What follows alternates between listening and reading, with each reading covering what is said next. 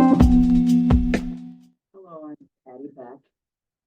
Um, I am one of the founders of The Source that's located here in Dubuque on Main Street at 1166 Main. And it's difficult to even talk about how we started this, but it was the result of a lot of coincidences, I guess I will say. And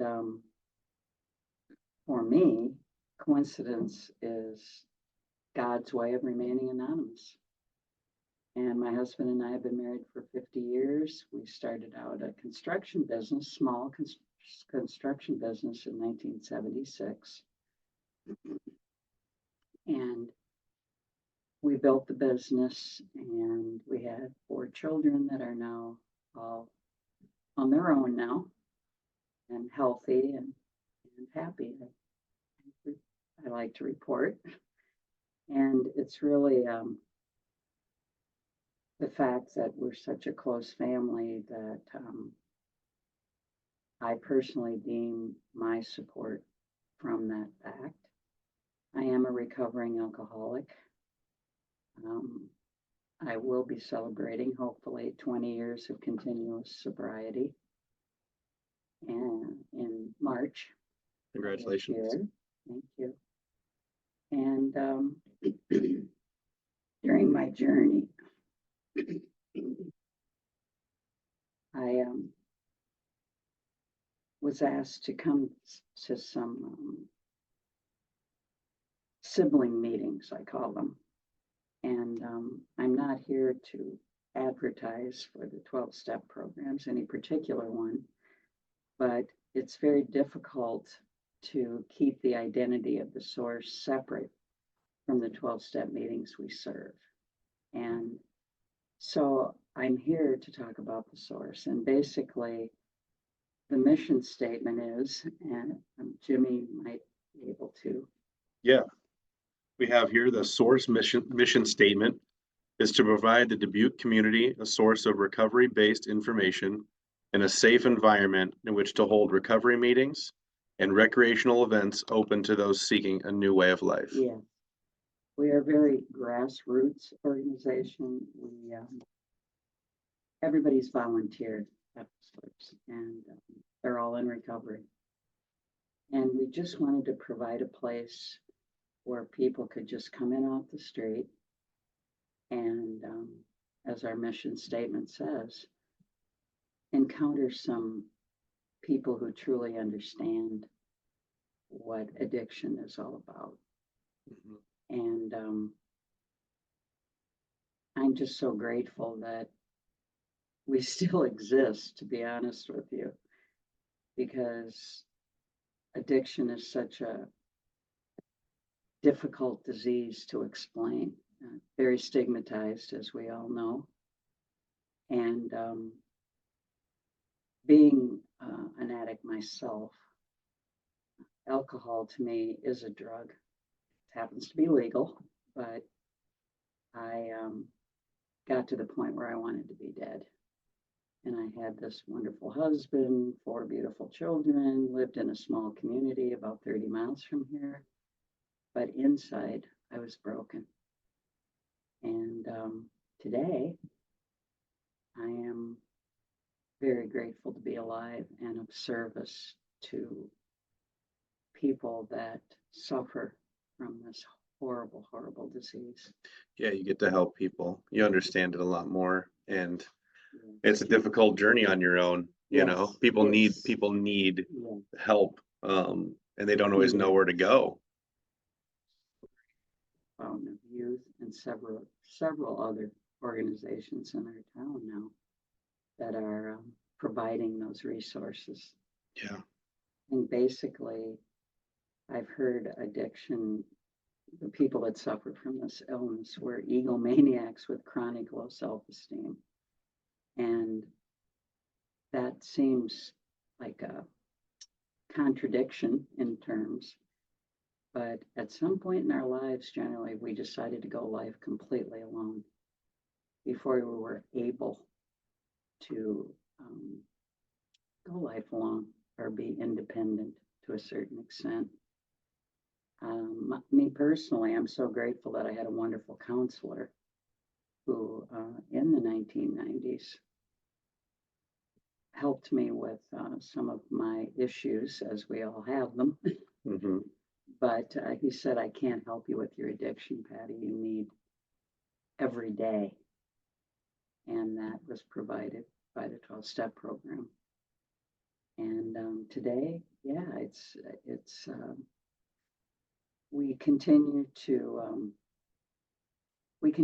just offer the services very simply.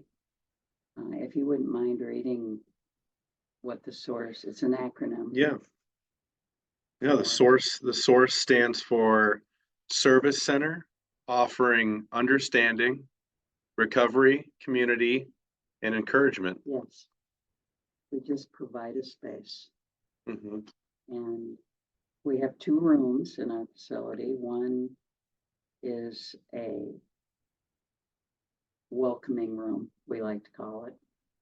And there's just something wonderful about the value of one addict sitting down with another person who may not even know that they are an addict, but their life is falling apart. Mm-hmm. And we can sit there over a cup of coffee and tell our stories. That's really nice. what Yeah. it's the basis of it is telling your story. And there's a big deal around trust with us that we need to be welcomed in a way that's personal and one-on-one. One person helping another person. And I'm just so grateful today that my life has taken this turn. I'm 71 years old. Mm-hmm. And I always wondered what I'd do when I grew up. Don't we all? Yes, Jim, yes, we do. And I was very confused in the beginning of my personal recovery because that's exactly kind of what you just said was, why do I go to a substance? Because addiction is, we become addicted to it. And what is that? What is that? The last one to know that I was going down that path was me. Mm-hmm. And that's what's so interesting about this particular disease is that it's a mental illness too. And the farther in we get, the less likely we want to get out. Yeah, it's hard for a lot of people to look inward too, Yes. to Yes. ask the right questions to yourself, you know. Exactly. It's easy to observe others and everything else, but you don't Yeah. really observe your own actions. Exactly. But that's why, you know, having, I guess it took for you to get a mentor and somebody that you can look up to that has, you know, their own Yes. positive Yeah. belief system and everything. I love the way you mentioned it because it was my mentor and I that founded the source. Yeah, together. And That's good. together, That's amazing. together we became very close friends. And she saw a need for a place like the source. The basement of the building is currently leased by the Fellowship Club, which has been there since 1982. And they specifically serve people with that are addicted to alcohol specifically. Okay. And then she saw a need for a place for people who are, how can I say this? Because I do, alcohol is a drug, but it's a legal one, like I already said. For addicts, people that are addicted to substances that are illegal, basically.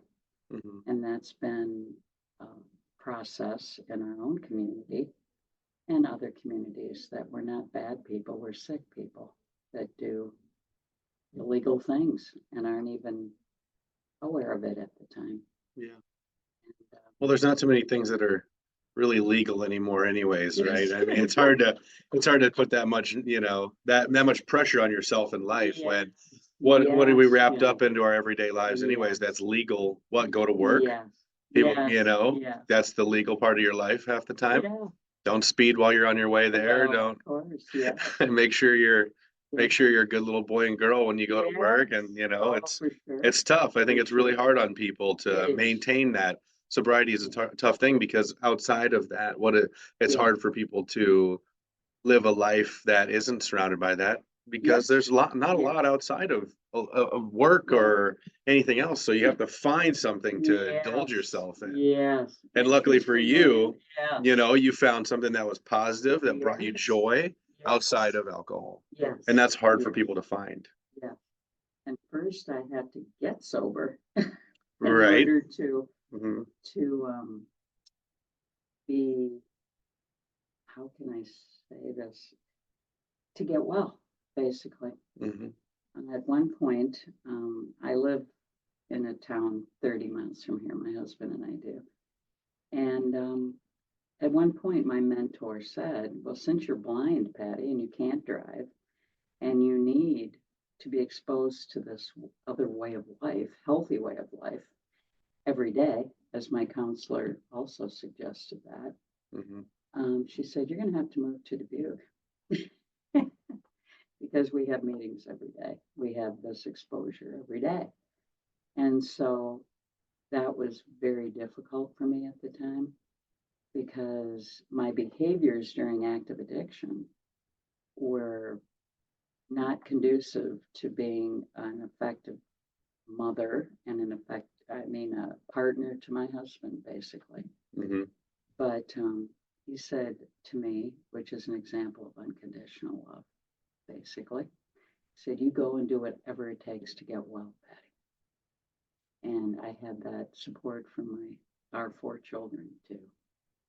And that was key to my opportunity to get well Mhm. and question my paradigm, question everything about the way I was living, plus dealing with being physically addicted to a substance that I just couldn't quit.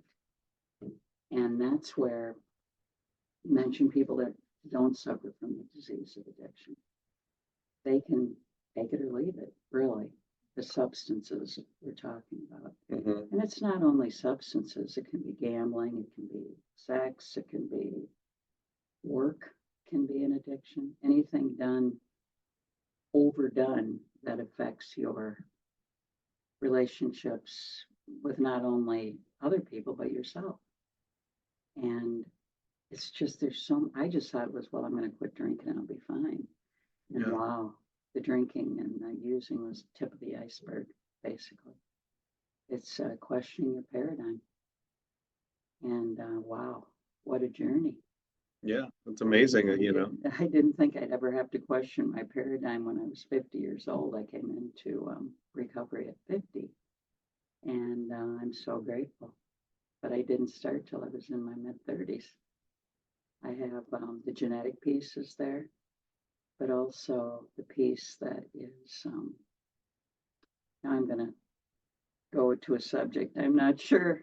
That's all right. I am pretty sure about it, but I just don't know if I want to go to the subject during this.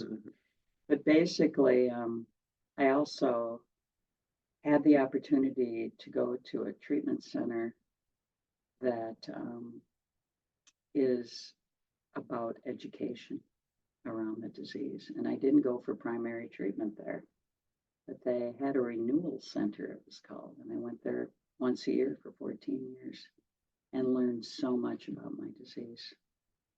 I feel that that's really important, that people are educated. That's why the Fountain of Youth and places like it provide that safe environment to educate people about their own lives.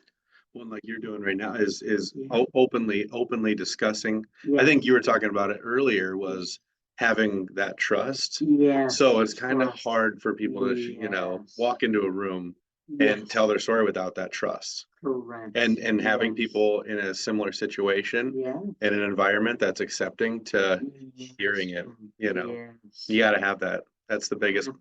Mhm. Healing from addiction, but just healing from the challenges we face in life. Well, and how many people get to really tell their story to a group of people they trust? Yes. Not too and- many people. And then how many times have they ever got it off their chest? It's, you know, As I was saying before, people that eventually qualify for a 12-step program decide to go life alone at a very young age yeah. before they're able to. And they just feel that they can't rely on anybody. Exactly. And it's difficult for me to talk about the sources separate from the 12-step programs, Mm-hmm. but that's okay. The 12-step programs have a tradition of anonymity, and that's not just about not telling your last name. It's about when we walk in the doors, we are all equal. Equal. Doesn't matter where you come from, how much you have, how little you have, it doesn't matter. Mm-hmm. We talk about the disease of addiction, which is basically a disease of perception. And when you talk about perception, then you go all the way back to your childhood and how you were. I feel that people write on the clean slate of a child. They're just open to everything, and then that does affect them the rest of their lives. Absolutely. And I think it's a big part of childhood trauma is a huge part of everyone's life. And I mean, not enough people have that, I guess, even perspective. I mean, if they've never dealt with it in their life, it's hard for them to then understand what a lot of people go through and overcome. Yes. That's a big part of it as well. You know, like you're saying, people judging and, you know, coming from if they come from a good family, they don't understand why somebody might be an outcast or search out for stuff and looking, because they're always looking for answers. Yes, they are looking. Mm-hmm. And yes, exactly. So that's what we're hoping the source provides a space to maybe to pursue that. Exactly, pursue that. Well, I think they find a lot of answers. Yeah. Yeah. And a lot of answers are found when they see that they're not alone. Yes. Mhm. Yes. Yes. It's gotta be a good feeling knowing that you're not all alone dealing with it by yourself. Like you said, that whole, you know, isolation tactic and, you know, being able to open up to a group. It's gotta feel good. One thing that my oldest daughter and I have talked every day since before I got help, and now since in my process of recovery, and talking about this subject of childhood.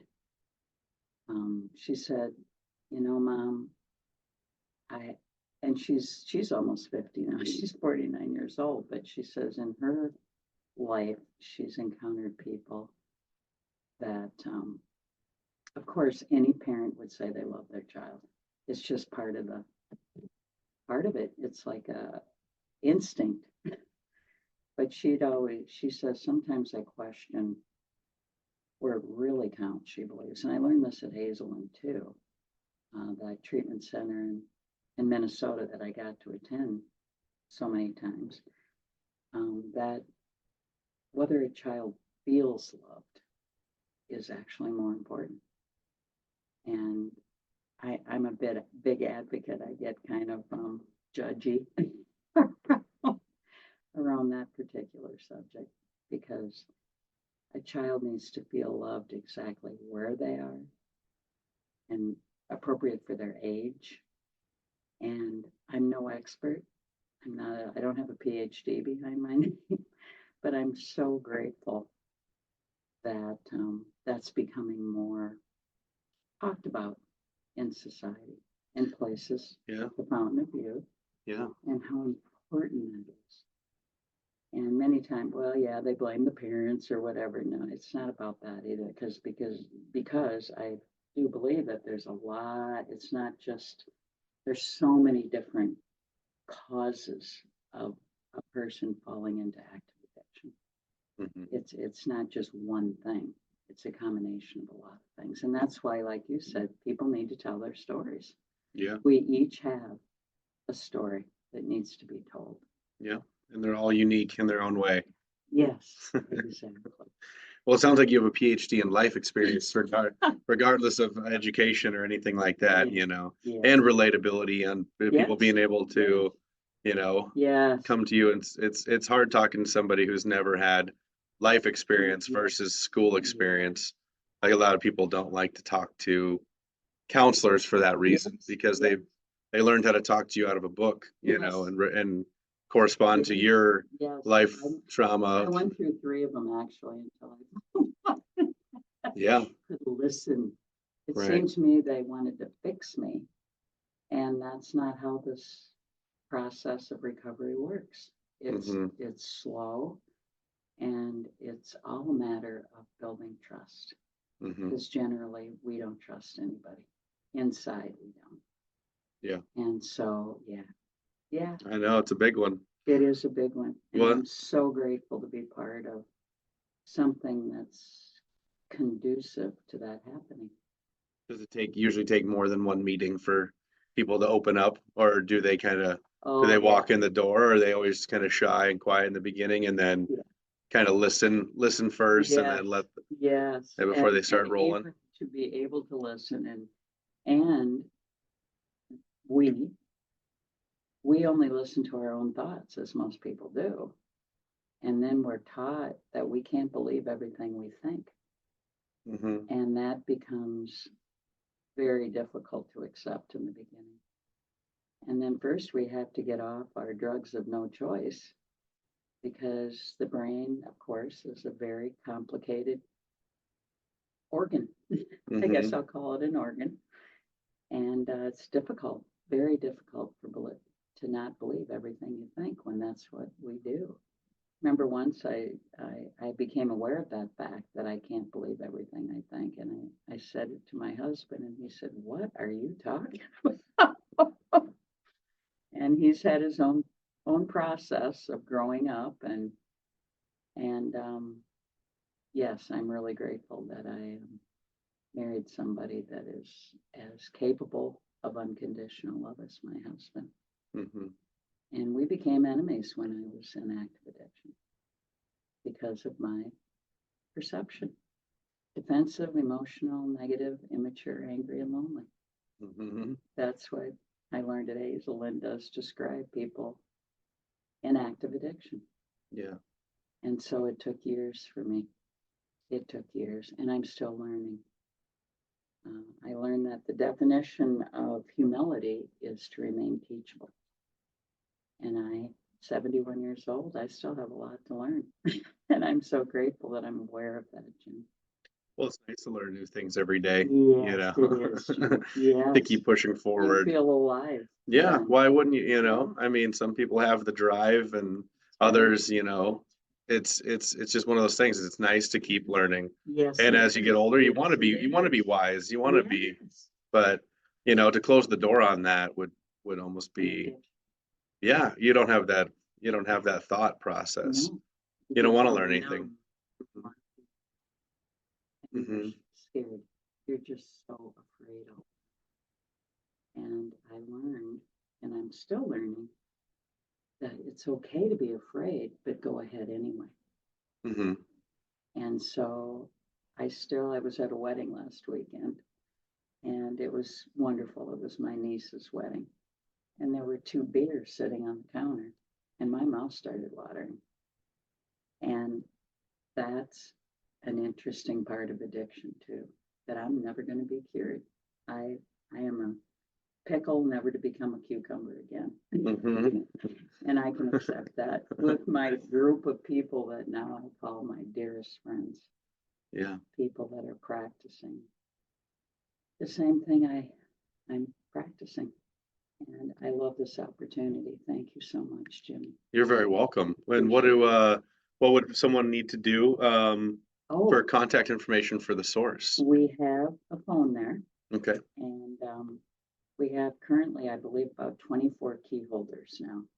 And that's how we set it up. Like I said, everything's volunteer there. We accept no outside help in a sense. We are, anyway, we have about 24 key holders now, and they post their numbers inside the source on a board. Okay. And then we also have a landline, and I would be happy to provide that landline right now. It's 563-583-5440. Okay. And then I'd be happy to leave my personal number too. Yeah, whatever you feel comfortable with. Thank You know, it's part of the podcast, real talk uncensored, and you know, we're open for everything, whether it's Yeah, business, I love business, professional, personal, you know, it's kind of all whatever you want to do. Yeah, Yeah. it's more than okay. it. So yeah. Thank you. Yeah, I will give the excuse that I'm 71 years old and we didn't have podcasts. Yeah. And I listen to them now. I actually rely on podcasts and books on CD, and I'm just so grateful that I can hear. I can hear real well, but I can't see. Yeah. And that's and just thanks for the opportunity. This is wonderful. You're very welcome. And I hope and I'm sure you're probably reaching out to other facilities in Dubuque that are Yeah. that are very much helping addicts and alcoholics. I mean, that's kind of the Yeah. point of the podcast, is to hear Yeah. everyone's side of it. Yes. You know, we have our resources that come Yes, in we and talk do. to us. Yeah. And then we have the people who are currently, you Yeah. know, in mid challenge in life right now. So it's a nice contrast back and forth, because you get to see the person and the people that are going through the struggles, and then the people that are helping them, and then Yes. their individual Yes. struggles as well. Yes. So And being alive, there's challenges. Yeah. There's no two yeah, ways well, about it's it. challenging for people such as Yeah. someone helping another, and Yeah. watching them maybe not want to better themselves, or having that Yes. failure Yes. rate. And you know, you want everyone to succeed that you're Yeah. trying to help, but they're not always going to swim when you throw them in the water. You got that right. So You got it's a that hard right. part of it, is watching that. You'd think that everybody that comes in that door, we're going to have 100%, but it's part of it. And so it's like that emotion that people don't understand too is, Yeah. you know, it's all this help and all these great people surrounding these people with addiction. And sometimes people just, you know, they don't want to get better. And it's one of those things. Well, but no one's ever going to give up, and you know, there's always those resources available for everybody. So it's just a hard part of it. So but I really do appreciate you being on here again. And you know, I guess we can finish one more time with your guys' mission statement. Please. All right, the source mission statement is to provide the Dubuque community a source of recovery-based information and a safe environment in which to hold recovery meetings and recreational events open to those seeking a new way of life. Please feel free to reach out, and it was a pleasure having you on here today. Thank you so much. Pleasure.